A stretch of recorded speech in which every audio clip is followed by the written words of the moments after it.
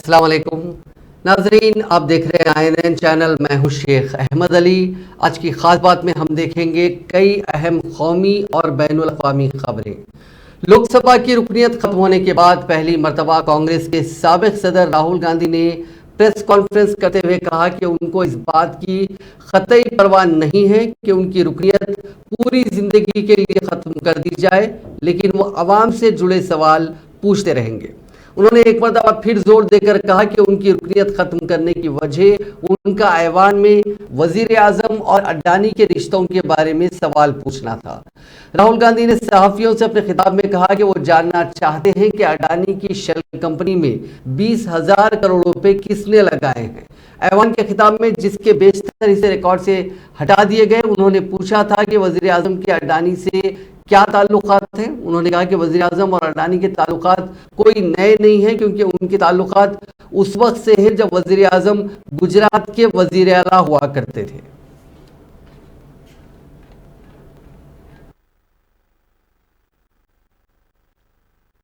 I've been disqualified because the Prime Minister is scared of my next speech.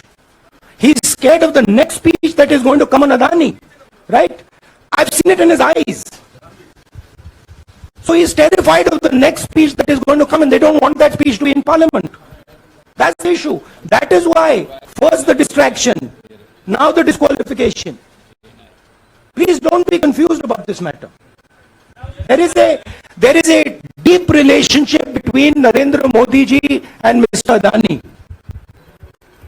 There is a question.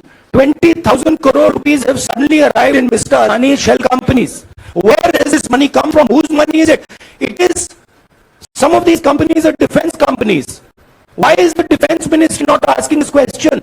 Why is the defense ministry not asking the question? But please explain to us, whose money is this that is being spent on our drone development, that is being spent on our missile development, that is being spent on our ordnance production? Why is the defense ministry not asking this question? मैंने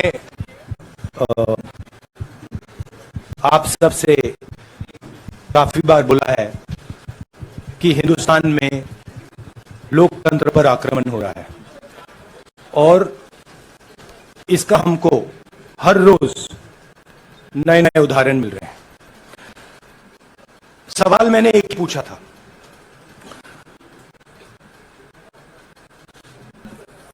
foundation पे जाता हूं, अदानी जी की shell companies हैं, अदानी जी की shell companies हैं, उसमें 20,000 करोड़ रुपया किसी ने इन्वेस्ट किया। अदानी जी का पैसा नहीं है, अदानी जी का इंफ्रास्ट्रक्चर बिजनेस है, पैसा किसी और का है। सवाल यह है, ये जो 20,000 करोड़ रुपए हैं, ये किसके हैं? ये सवाल मैंने पूछा। मैंने पार्लियामेंट हाउस में प्रूफ देके, जो मीडिया रिपोर्ट से मैंने निकाला, अदानी जी और नरेंद्र मोदी जी के रिश्ते के बारे में डिटेल में बोला। रिश्ता नया नहीं है, रिश्ता पुराना है। जब नरेंद्र मोदी जी गुजरात के सीएम बने थे, तब से रिश्ता है और उसके बहुत सारे पब्लिक प्रूफ्स हैं। हवाई जहाज में मैंने फोटो दिखाई, नरेंद्र मोदी जी बड़े कंफर्ट में बैठे हुए थे अपने दोस्त, अपने मित्र के साथ। पार्लियामेंट में मैंने दिखाई। यह सवाल मैंने पूछा। फिर मेरी स्पीच को एक्सपांड किया गया। मैंने स्पीकर को डिटेल चिट्ठी लिखी, पॉइंट बाय पॉइंट, कि मैंने कहा कि एयरपोर्ट्स अदानी जी को रूल बदल के दिए गए हैं। ये लीजिए रूल की कॉपी, उसको बदला गया है। चिट्ठी लिखी, कोई कांग्रेस की जनरल सेक्रेटरी प्रियंका गांधी ने मरकज की मोदी हुकूमत पर हमला बोलते हुए कहा कि अवाम की आवाज को दबाया नहीं जा सकता और अब राहुल गांधी ने जो सवाल पूछे थे वो मुल्क भर में गूंजेंगे। प्रियंका गांधी ने गुज़िश्ता रोज ट्वीट करके वज़ीर-ए-आज़म मोदी को हदफ तनकीद बनाया था और कहा था कि उन्होंने कई मरतबा उनके खानदान के बारे में बदजुबानी की, लेकिन किसी जज ने उनको कोई सजा नहीं दी। प्रियंका गांधी ने हफ्ते को राहुल गांधी की पार्लियामेंट में दी गई तकरीर की वीडियो ट्वीट करते हुए लिखा, इन्हीं सवालों के लिए राहुल गांधी पर हमला किया जा रहा है। अवाम के जरिए मुंतखब किए गए अवामी खिदमतगार ने अवाम की जानी से सवाल पूछे तो अडानी के खिदमतगार ने अवामी खिदमतगार की आवाज दबाने की साजिश रच डाली, लेकिन अवाम की आवाज को दबाया नहीं जा सकता। ये सवाल अब मुल्क भर में गूंजेंगे और जवाब देना होगा। सूरत की अदालत ने राहुल गांधी को हतक इज्जत के मामले में मुजरिम करार देते हुए 2 साल की सजा सुनाई, जिसके बाद जुमे को राहुल गांधी की पार्लियामेंट की रुकनीत मंसूख कर दी गई। रुकनीत खत्म करने की शक के खिलाफ सुप्रीम कोर्ट में दरखास्त दायर की गई। ख्याल है कि केरला की रहने वाली आभा मुरलीधरन ने राहुल गांधी के मामले का हवाला देते हुए सुप्रीम कोर्ट में अर्जी दाखिल की है। अर्जी में खातून ने पब्लिक रिप्रेजेंटेशन एक्ट के सेक्शन 83 को गैर आईनी करार देने का मुतालबा किया। अर्जी में मुरलीधरन ने कहा कि सेक्शन की आइन की दफा 8(3) का सियासी पार्टियां अपने फायदे के लिए गलत इस्तेमाल कर रही हैं, उससे सियासी एजेंडे के फरोग के लिए इस्तेमाल किया जा रहा है। इससे हमारे इंतखाबी अमल में खलल पड़ सकता है। ऐसे में जब किसी को 2 साल की सजा सुनाई जाए तो उसकी रुकनीत फौरी तौर पर खत्म ना की जाए, बल्कि उसके जराइम के रुझान, किरदार वगैरह को देखकर फैसला किया जाए। गौरतलब बात यह है कि जब सूरत की एक अदालत ने 23 मार्च को कांग्रेस लीडर राहुल गांधी को उनके मोदी सरनेम पर तबसरे के लिए 2019 में दायर मुजरिमाना हतक इज्जत के मुकदमे में 2 साल की कैद की सजा सुनाई थी, ताहम समाअत के दौरान ही अदालत ने राहुल गांधी को जमानत भी दे दी थी और सजा पर दरामद 30 दिन तक मुलतवी कर दिया था ताकि वो इस फैसले को चैलेंज कर सके।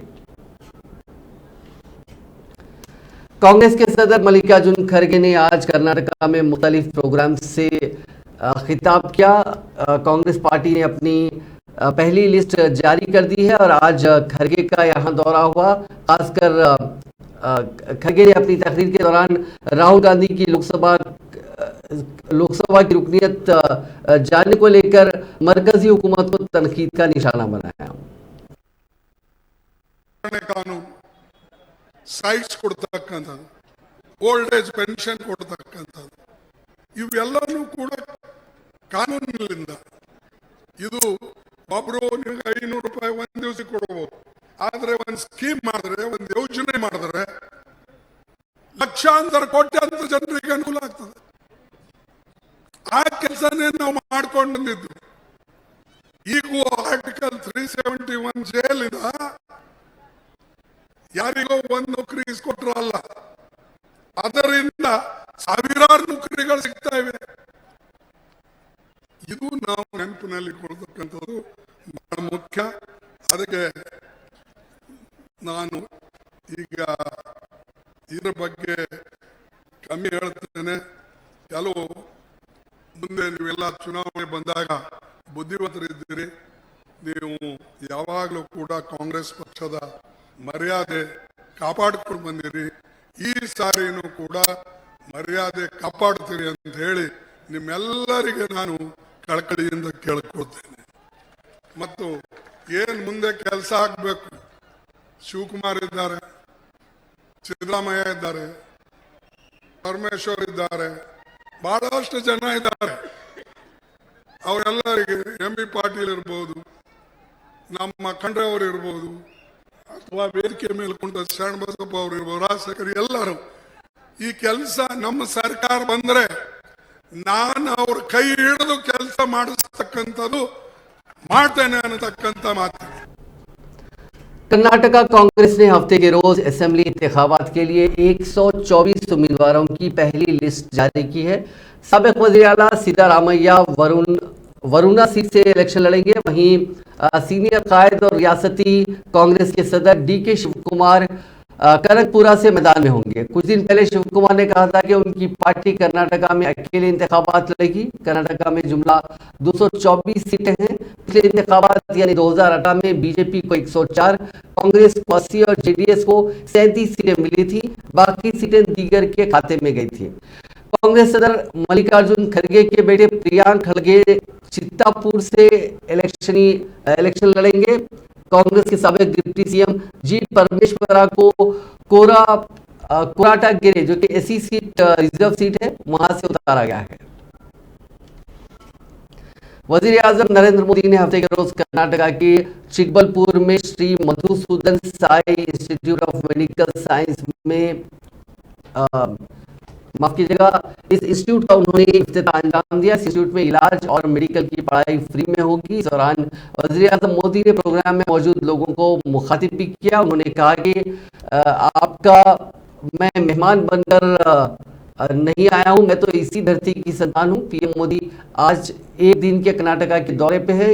ये उनका इस साल का रियासत में 7वां दौरा है। आपको बता दें कि कर्नाटका में अगले कुछ दिनों में असेंबली इंतखाबात होने वाले हैं।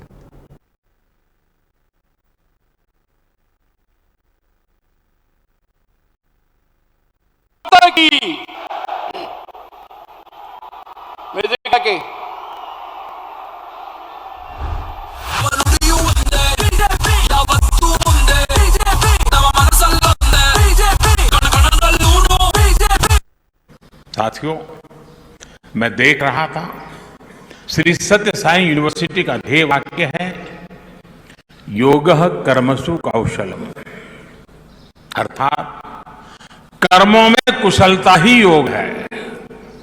बीते 9 वर्षों में भारत में भी स्वास्थ्य सेवाओं को लेकर बहुत ईमानदारी से, बहुत कुशलता से कार्य करने का प्रयास किया गया है। देश में मेडिकल एजुकेशन से जुड़े अनेक रिफॉर्म्स किए गए हैं। इससे सरकार के साथ साथ जो दूसरे संगठन हैं उनके लिए भी अस्पताल और मेडिकल कॉलेज खोलना अब आसान हो गया है। सरकार हो, प्राइवेट सेक्टर हो, सामाजिक सेक्टर हो, सांस्कृतिक गतिविधि हो, सभी के प्रयासों का परिणाम आज दिख रहा है। साल 2014 में हमारे देश में 380 से भी कम मेडिकल कॉलेज थे, लेस देन 380। आज देश में मेडिकल कॉलेजों की संख्या बढ़ करके 650 से भी अधिक हो गई है। इनमें से 40 मेडिकल कॉलेज एस्पिरेशनल डिस्ट्रिक्ट में बने हैं, जो जिले विकास के हर पहलू में पीछे थे, वहां पर मेडिकल कॉलेज बने हैं। साथियों, पिछले 9 वर्षों में देश में मेडिकल सीटों की संख्या लगभग दोगुनी हो चुकी है। आजादी के 75 वर्षों में जितने डॉक्टर देश में बने, उतने डॉक्टर अगले 10 साल में बनने जा रहे हैं। ये जो काम देश में हो रहा है, उसका लाभ कर्नाटका को भी मिल रहा है। कर्नाटका में आज लगभग 70 मेडिकल कॉलेज है। डबल इंजन सरकार के प्रयासों से जो मेडिकल कॉलेज बीते वर्षों में बने हैं, उनमें से एक यहां चिकबल्लापुरा में भी बना है। इस वर्ष के केंद्र सरकार के बजट में तो हमने 150 नर्सिंग संस्थान बनाने की भी घोषणा की है। इससे नर्सिंग के क्षेत्र में भी युवाओं के लिए बहुत अवसर बनने वाले हैं। साथियों, मैं देख रहा था श्री सत्य साई यूनिवर्सिटी का ध्येय वाक्य है योगः कर्मसु कौशलम, अर्थात कर्मों में कुशलता ही योग है। बीते 9 कर्नाटक हुकूमत ने नौकरियों और तालीम में तहफुजात को लेकर 2 बड़े फैसले किए हैं। पहले फैसले के तहत हुकूमत ने ओबीसी मुसलमानों के लिए 4% कोटा खत्म कर दिया। दूसरा फैसला ये कि इस 4% कोटे को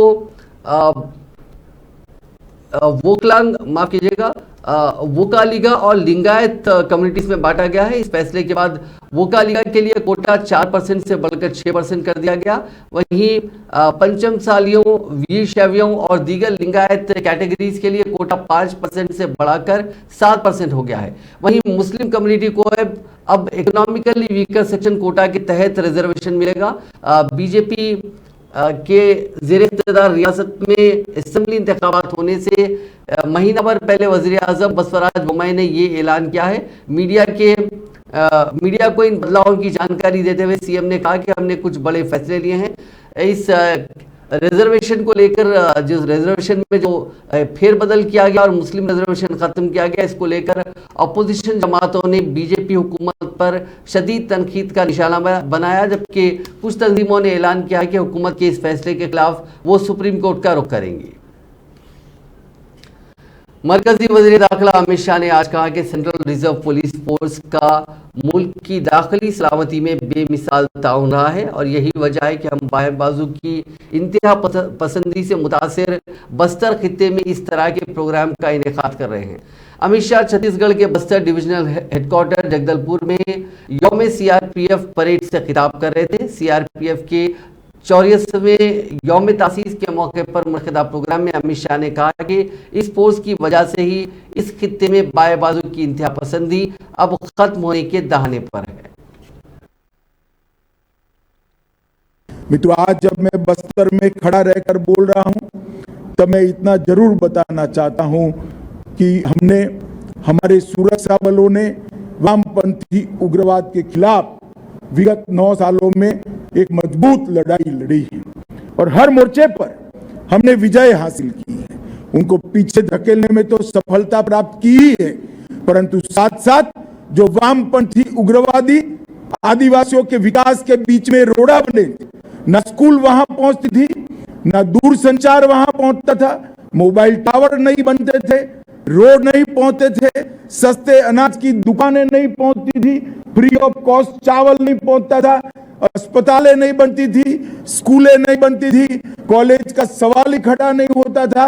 ये सभी विकास कार्यों के आगे से विघ्न हटाने का काम और उसका यश किसी एक बल को जाता है तो मैं देश के गृह मंत्री के नाते इसका संपूर्ण यश सीआरपीएफ के बहादुर जवानों को देना चाहता हूं।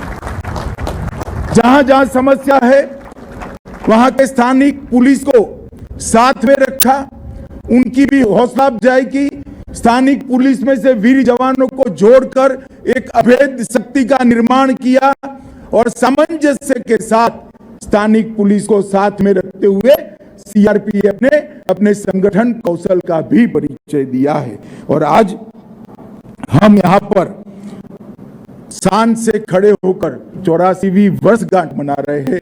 वो उसी का परिणाम है कि आपने स्थानीय पुलिस को साथ में रखते हुए इस क्षेत्र के अंदर शांति की स्थापना के लिए आपकी वीरता से विजय के झंडे गड़े हैं।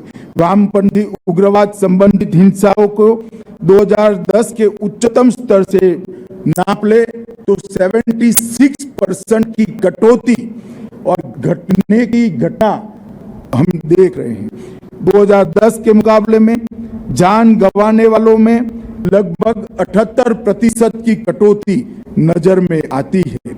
ये वामपंथी उग्रवादी अंतर्राज्यीय सीमाओं का लाभ न उठा पाए, इसलिए सीआरपीएफ ने जॉइंट टास्क फोर्स भी अलग अलग राज्यों की पुलिस के साथ रचा। न केवल जॉइंट टास्क फोर्स रचा, जॉइंट कैंप्स भी बनाए और ट्राई जंक्शन पर अच्छे तरीके से सुरक्षा को प्रस्तापित करने का काम किया है। मैं आज यहाँ पर खड़ा हूँ तब मैं ये बात जरूर बताना चाहूंगा देश की जनता को, इस परेड के माध्यम से बूढ़ा पहाड़ और चक्रबंधा और पारसनाथ ये ट्राई जंक्शन को आज पूर्णतया वामपंथी उग्रवाद।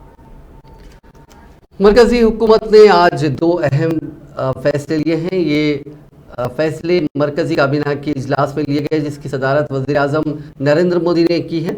मरकजी हुकूमत ने सरकारी मुलाजिमीन के महंगाई भत्ते यानी DNS अलाउंस में 4% की बढ़ोतरी का ऐलान किया है। 24 मार्च को कैबिनेट मीटिंग में इस पर मुहर लगी। इस फैसले के बाद महंगाई भत्ता 38% से बढ़कर 42% हो गया। इसका फायदा 42 लाख मरकजी हुकूमत के मुलाजिमीन और 60 लाख पेंशनर्स को मिलेगा। सेंट्रल गवर्नमेंट के एम्प्लॉयज के लिए जो डियरनेस अलाउंस और पेंशनर्स के लिए डियरनेस रिलीफ, तो डियरनेस रिलीफ और डियरनेस अलाउंस के बारे में सरकार ने निर्णय किया है और दरों का निर्धारण तो आपको पता है कि all India consumer price index for industrial workers जो है उसके आधार पर एक स्वीकृत फॉर्मूले के आधार पर किया जाता है और 7 सेंट्रल पे कमीशन के रिकमेंडेशंस को सरकार ने माना है। एग्जिस्टिंग रेट जो 38% है उसको बढ़ाकर 42% कर दिया है, 4% की इसमें वृद्धि की है और 12,815 करोड़ रुपए डियरनेस अलाउंस और डियरनेस रिलीफ इसके ऊपर खर्च आएगा प्रति वर्ष। लेकिन 2023-24 क्योंकि इसमें 14 महीने आएंगे, 2 महीने पिछले, अगर जनवरी 2023 से गिने तो फरवरी 2024 तक, इनमें कुल मिलाकर 14,951.52 करोड़ रुपए का खर्च आएगा। 14,951.52 करोड़ रुपए का खर्चा 2023-24 में आएगा और प्रति वर्ष जो होगा वो 12,815.60 करोड़ रुपए आएगा। अगर इसमें मैं स्प्लिट करके बताऊं तो डियरनेस अलाउंस जो है सेंट्रल गवर्नमेंट एम्प्लॉयज के लिए वो 6,554.40 करोड़ पर एनम आएगा और 2023-24 के लिए जो 14 महीने के लिए कहा गया वो 7,646.80 करोड़ रुपया 2023-24 में आएगा। इसी तरह से डियरनेस रिलीफ जो पेंशनर्स के लिए है वो 6,261.20 करोड़ पर एनम आएगा और जो फाइनेंशियल ईयर 2023-24 के लिए है जो 14 महीने के लिए वो 7,304.72 करोड़ रुपया इस फाइनेंशियल ईयर में आएगा। तो कुल मिलाकर 2023-24 में 14,951.52 करोड़ रुपए का इसके ऊपर व्यय आएगा और प्रति वर्ष जो है वो लगभग 12,815 करोड़ रुपया व्यय बढ़ेगा, वित्तीय भार बढ़ेगा। सेंट्रल गवर्नमेंट के एम्प्लॉयज के लिए मरकजी काबीना की मीटिंग में प्रधानमंत्री उज्ज्वला योजना यानी PMUY के तहत 1 साल के लिए LPG सिलेंडर पर सब्सिडी बढ़ाने को भी मंजूरी दी गई है। जुमे के रोज मरकजी काबीना की मीटिंग में फैसला लिया गया। इसके अलावा कच्चे जूट के MSP में भी बड़ा ऐलान किया गया है। हुकूमत के इस फैसले का फायदा 9 करोड़ 60 लाख लोगों को मिलेगा। जुड़ा हुआ है, आपको ज्ञात होगा कि लगभग 9 करोड़ 60 लाख महिलाओं को LPG गैस कनेक्शन देने का काम मुफ्त में नरेंद्र मोदी जी की सरकार ने किया। धुएं से मुक्ति दिलाई, सुविधा दिलाई और उनके जीवन में खुशहाली लाई। लेकिन अंतर्राष्ट्रीय दामों में काफी वृद्धि पिछले कुछ समय से हुई और इन वैश्विक कारणों के कारण गरीब जनता पर बोझ ना पड़े तो एक निर्णय में 2022 में लिया गया 21 मई को कि प्रधानमंत्री उज्ज्वला योजना के जो लाभार्थी हैं उनको साल में 12 सिलेंडर 200 रुपए की सब्सिडी एक सिलेंडर पर यानी कि लगभग 2400 रुपया, अगर वो 12 लेते हैं तो उनको 24 रुपए की राहत देने का निर्णय लिया गया था। क्योंकि अंतर्राष्ट्रीय दामों में अभी भी कोई बड़ा बदलाव नहीं आया है तो इस सब्सिडी को अगले 1 साल तक और बढ़ाने का निर्णय किया गया है।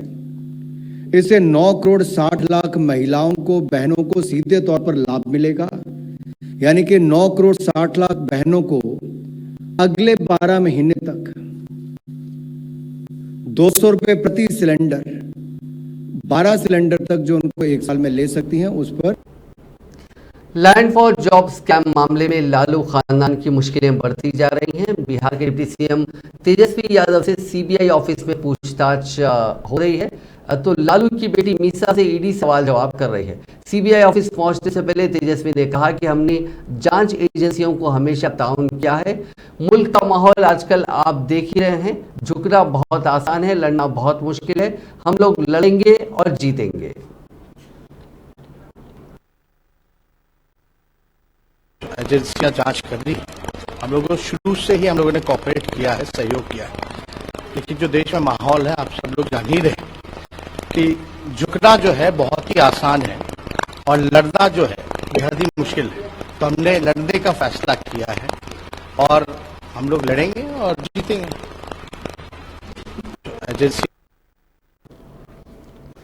इंडियन स्पेस रिसर्च ऑर्गेनाइजेशन यानी इसरो इतवार के रोज सतीश धवन स्पेस सेंटर से, जो कि श्रीहरिकोटा में है, वहां से स्पेस पोर्ट से SLVM M3 OneWeb India 2 mission launch करेगा। इसरो का 43.5 मीटर लंबा LVM-3 इतवार की सुबह 9 बजे 643 टन वजन के साथ दूसरे लॉन्च पैड से उड़ान भरेगा, जिसमें ब्रिटेन की कंपनी OneWeb के 36 सैटेलाइट शामिल हैं। ये लॉन्च पैड चंद्रयान 2 मिशन के तहत अब तक 5 कामयाब लॉन्चिंग कर चुका है। अब बात कोरोना वायरस की। मुल्क में पिछले 24 घंटों में कोरोना के 1590 मरीज सामने आए हैं। ये तादाद पिछले 146 दिनों में सबसे ज्यादा है। मुल्क में एक्टिव मामले बढ़कर 8601 हो गए हैं। जुमे को कोरोना से 6 अमवात हुई थी। इनमें से 3 महाराष्ट्र और एक मौत कर्नाटका और राजस्थान और उत्तराखंड में हुई। डेली पॉजिटिविटी रेट 1.33% और वीकली पॉजिटिविटी रेट 1.23% रहा।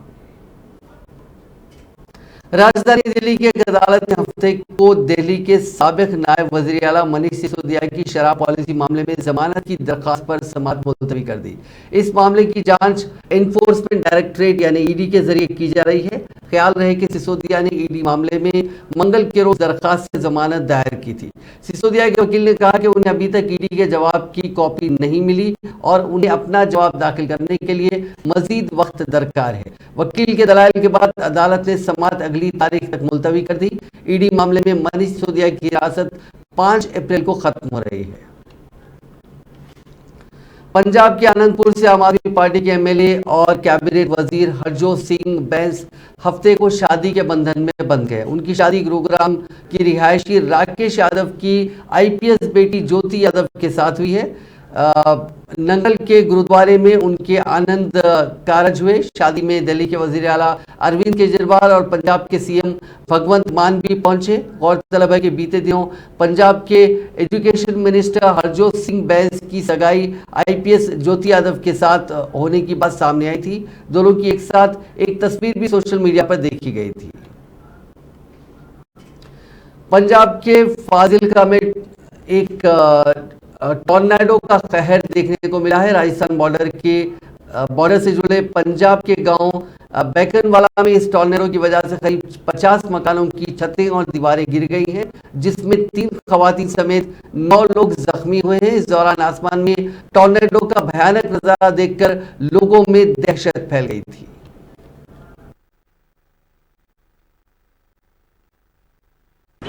बॉर्डर है जी बहुत तगड़ा पिंड बकैनवाला जिला फाजिलका दरख्त पट्टी आਉਂਦਾ ਲੋਕਾਂ ਦਾ ਸਮਾਨ ਨਾਲ ਡਾਈ ਜਾਂਦਾ ਕਿੰਨਾ ਸਮਾਨ ਵਿੱਚ ਉੱਡਿਆ ਫਿਰਦਾ ਜੀ ਬਿਲਕੁਲ ਨੇੜੇ ਲੱਗਿਆ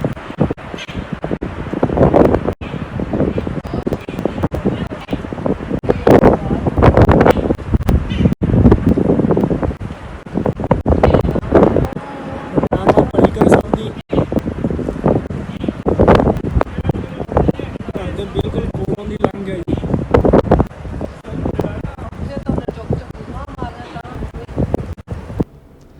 शाहिद कपूर और विजय सेतुपति की वेब सीरीज फर्जी OTT पर खूब धमाल मचा रही है। इसी के साथ जुमे के रोज फर्जी OTT प्लेटफॉर्म्स पर सबसे ज्यादा देखी जाने वाली वेब सीरीज बन गई है। भले ही सीरीज को क्रिटिक्स से मिक्स रिस्पांस मिला हो, लेकिन फैंस के बीच अब भी सीरीज का क्रेज बरकरार है। यही वजह है कि 10 फरवरी से अब तक फर्जी ने 37 मिलियन से ज्यादा के व्यूअर्स पूरे कर लिए हैं। एक लिस्ट जारी की गई है जिसके मुताबिक शाहिद कपूर की फर्जी सबसे ज्यादा बार देखी जाने वाली वेब सीरीज की लिस्ट में फिलहाल टॉप पर है। वहीं दूसरे नंबर पर अजय देवगन की वेब सीरीज रुद्र है जिसको अब तक 35.2 मिलियन लोगों ने देखा है। नाजरीन, आज की खास बात में बस इतना ही। आपसे कल मुलाकात होगी नई खबरों के साथ। आप देखते रहिए INN चैनल।